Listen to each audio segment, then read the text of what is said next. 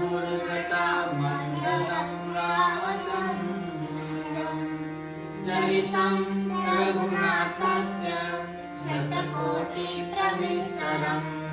एकैकमक्षरं पुंसा महापातकनाशनं ध्यात्वा नीलोत्पलश्यामं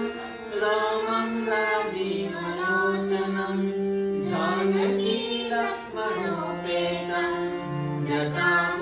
जटामुकुटमण्डितं सासितूणधनुर्बाणं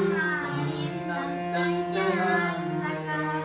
सलीलया जगद्धातो भूतमिदं विभुम् राम रक्षं पठेत् प्राज्ञः पापग्नि सर्वगामदा शिरो मे राघवः